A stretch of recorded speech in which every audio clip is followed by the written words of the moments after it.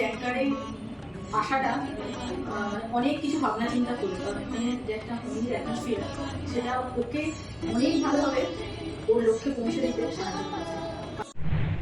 Hello everyone, আজকে আমাদের সাথে সুখ্যাতি মণ্ডল এবং তার মা উপস্থিত আছে এবং তাদের কাছ থেকে আমরা জেনে নেব যে তার এক বছরের জার্নি কী ছিল।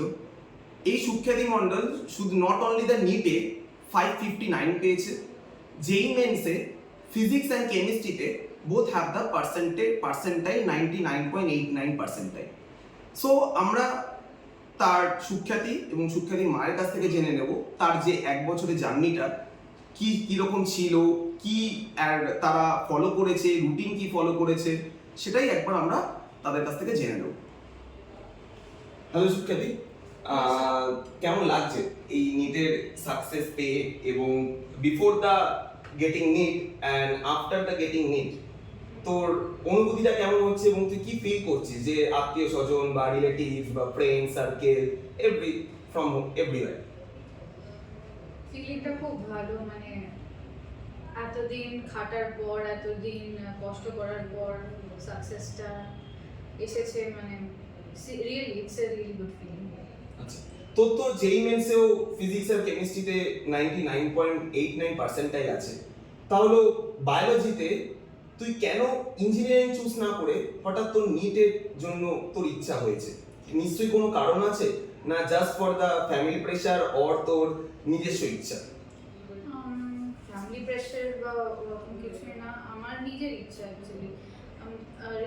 রিসার্চ করতে চাই, সো যদি আমি এমবিবিএসটা করি বা এমবিবিএস এর ডিগ্রিগুলোতে আই থিঙ্ক আমার বেসটা স্ট্রং হবে as a researcher, so as a researcher, as a scientist, future scientist, so I decided MBBS will be a perfect. So এই তুই নিট জার্নিটা আগে তোর কাছ থেকে শুনবো, তারপরে ম্যামের কাছ থেকে শুনবো। এই যে নিট জার্নিটা যে এক বছরের জার্নি বা তুই আগে যে রিপিটও করেছিলিস, এই নিট জার্নিটা তোর কিভাবে করেছিস এবং কিসের জন্য তোর অ্যাকচুয়ালি মেইন সাকসেসটা এসেছে? শুধুমাত্র তোর প্রিপারেশনের জন্যই কি শুধুমাত্র এসেছে, না তারও পেছনে আরো কিছু ছিল যেটা তোর গিয়ার আপ করতে হেল্প করেছে?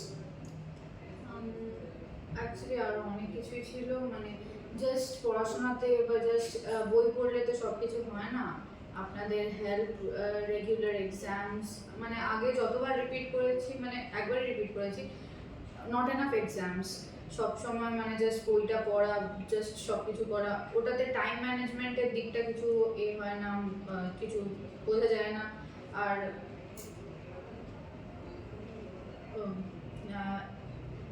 মানে জাস্ট পড়ে বা করে কিছু হবে না, আপনাদের গাইডেন্স ছিল আর এক্সামগুলো দেওয়া, সব কিছু মিলিয়ে আজকে আমার র্যাঙ্কটা এসেছে।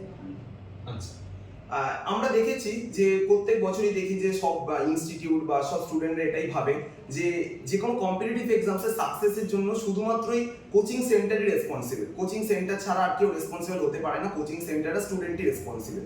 কিন্তু সেটা কিন্তু নয়, তার পেছনে আমরা যতটা না গাইড করি, বাবা বা মা কিন্তু তার থেকেও বেশি গাইড করে এবং তারা সারাদিন স্টুডেন্টের সাথে থাকে এবং এই নিটের জন্য যে কতটা মাইন্ড সেটআপের দরকার লাগে, শুধুমাত্র টিচার, ইনস্টিটিউট, মেটেরিয়াল, স্টুডেন্ট, সেটা ছাড়াও এভরিথিং কন্টেন্ট, সেটা ছাড়াও মায়ের যে ভূমিকা কতটা গুরুত্বপূর্ণ সেটা আমরা তো জানি।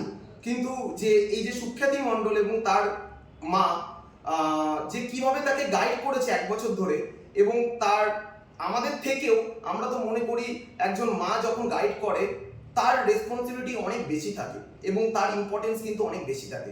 একবার সুখ্যাতি মায়ের কাছ থেকে আমরা জেনে নেব যে কিভাবে সে গাইড করেছে এবং বি-র্যাঙ্কার তার জন্য কতটা হেল্পফুল হয়েছে, কিভাবে জার্নিটা ছিল, যাতে প্রত্যেকটা স্টুডেন্টের গার্জেনদের একটুখানি কনসাস হওয়া উচিত যে শুধুমাত্র কোচিং সেন্টার নয়, কোচিং সেন্টার ছাড়াও বাড়িতে তাদের একটা মাইন্ড সেটআপ দরকার লাগে। ম্যাম, একটু কিছু বলুন যে ও কিভাবে কাটিয়েছে এক বছর এবং আপনি কিভাবে ওকে মাইন্ডটা তৈরি করেছেন যে এখানে এই সাকসেসটা পেতে গেলে তার কি কি জিনিস ফলো করতে হয়, কি কি জিনিস ফলো করতে নেই।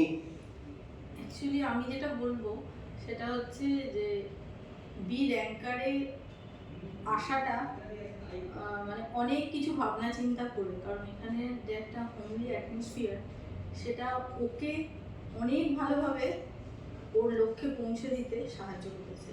পাশাপাশি মানে বেশিরভাগ টাইমটাই র্যাঙ্কারেই ও সব কিছু হেল্পটা পেতে। বাড়িতে হেল্প বলতে আমি শুধুমাত্র এটাই করতে পেরেছি, তোকে মেন্টাল একটু বুস্ট করতে হয়েছে।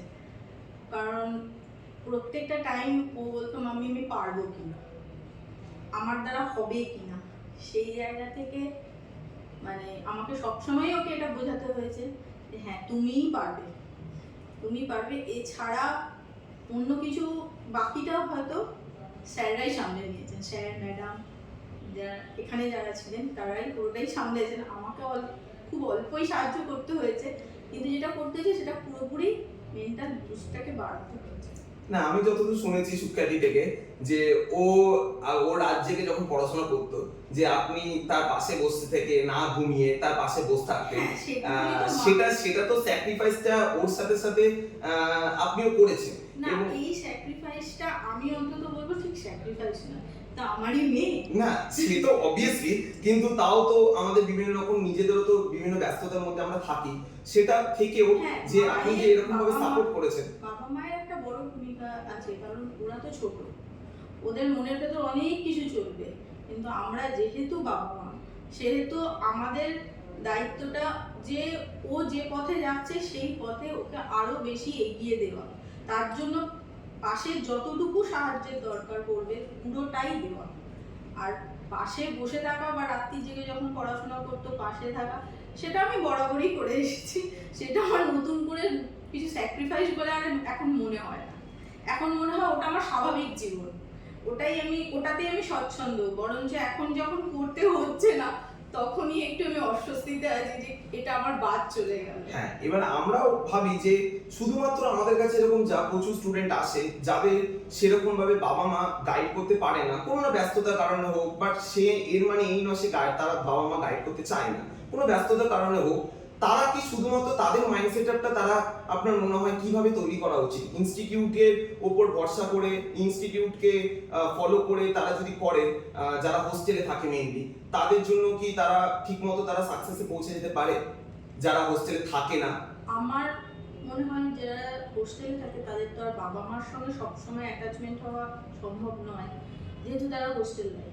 কিন্তু একটা টাইম হয় বাবা মার সঙ্গে ফোনে যোগাযোগ করা, এ করা, এগুলো হতে পারে। কিন্তু হোস্টেল লাইফে মেনলি যেটা ডিপেন্ড করতে হয় স্যারেদের বা ম্যাডামদের সঙ্গে, সেইটা আমার মনে হয় বিরাঙ্কার অনেক বেশি। আমি এটা ভীষণভাবে ফিল করেছি, কারণ এর আগেও যখন অন্য কোনো ইনস্টিটিউশনে গেছি ওনারা ভীষণ প্রফেশনাল, বা কিন্তু এখানে প্রফেশনের পাশাপাশি খুব হোমলি অ্যাটমসফিয়ার, যেটা আমার মেয়েকে সত্যি খুব সাহায্য করেছে। যে মানে সবসময় একটা গাইডেন্স, যখন ইচ্ছা ফোন করা, বাড়িতে পড়াশোনা করতে করতেও কোনো দরকার হলেও সঙ্গে সঙ্গে ফোন করে সেখানে পাওয়া, মানে এত রকম প্রসিডিওর ভেতরে দিয়ে যেতে হয় বড় বড় ইনস্টিটিউশনগুলোতে, সেটা বড্ড ডিফিকাল্ট হয়ে পড়ে। তখন আর সেই জায়গায় থাকে না যে অমুক দিনে অমুক সময়ে মানে ডাউট ক্লিয়ার হবে, এই হবে, সঙ্গে সঙ্গে ফোন করলেও পেয়ে গেল স্যারেদের হাতের কাছে। বা সমস্ত কথাবার্তাই আমি দেখতাম আমার মেয়ের সঙ্গে, মেয়ে স্যারেদের বা ম্যাডামদের সঙ্গে ভীষণ কমফোর্টেবল, হয়তো বাড়ির থেকেও বেশি। আপনি কি চান মানে যে এমবিবিএসটা করে ও একটা ভালো ডাক্তার হোক, না ওর ইচ্ছা অনুযায়ী ও রিসার্চ ফিল্ডে একজন সবার জন্য দেশের হয়ে গর্ববোধ করুন? একদম চাইছি আমার মেয়ে যেটা চাইছে রিসার্চ। আচ্ছা, থ্যাংক ইউ ম্যাম, ও অনেক ভালো করুক। এবং আজকে আমাদের সবার গর্ব যে ও এতটা স্ট্রাগল করেও একটা বাড়িতে থেকে অ্যাকচুয়ালি যারা রিপিট করে বা ড্রপ নেয় তাদের কিন্তু একটা অন্যরকম ফ্রাস্ট্রেশন কাজ করে, যারা স্কুল রেগুলার লাইফে পড়াশোনা করে সেটা থেকেও যখন একটা বছর আগের বছর ওর স্কোর খুব ভালো ছিল, সেইখান থেকে ও আজকে রিপিট, ও কিন্তু আগের বছরই চান্স পেত কিন্তু ও যায়নি ওর নিজস্ব মনের ইচ্ছাতে যে একটা ভালো কলেজে এন্টার করবো বলে। সো সেটা নিয়েই যে এক বছর জার্নিটা চলা, সেটা কিন্তু it's not a matter of a joke, it's very difficult. এবং তার সাথে যেমন ইনস্টিটিউট খুব বেশি রেসপন্সিবল থাকে, একটা স্টুডেন্ট শুধু ইন্টেলিজেন্ট হলে হয় না, স্টুডেন্টের তার জন্য মাইন্ড সেট আপ দরকার লাগে, একটা প্রপার গাইডেন্সের দরকার লাগে, এবং স্টুডেন্টকে একটা প্রপার প্যাটার্ন ফলো করতে হয়। তার সাথে সাথে বাবা মার গুরুত্বপূর্ণ, বাবা মার ভূমিকাও কিন্তু খুব বেশি গুরুত্বপূর্ণ। সো আজকে আমরা আড্ডাটা শেষ করলাম। আবার সুখ্যাতির সাথে আমাদের একদিন দেখা হবে এবং সুখ্যাতির আফটার দ্য মেডিকেল জার্নি এবং তার মেডিকেল জার্নি এন্টার করার পর মেডিকেল কলেজে তার কীরকম কাটছে, কীরকম সে আরও বেশি সময় স্পেন্ড করছে যে নতুন একটা পড়াশোনাতে, সে আমরা শুনবো। আজকের মতো এখানেই আমরা অফ করলাম। Thank you everyone.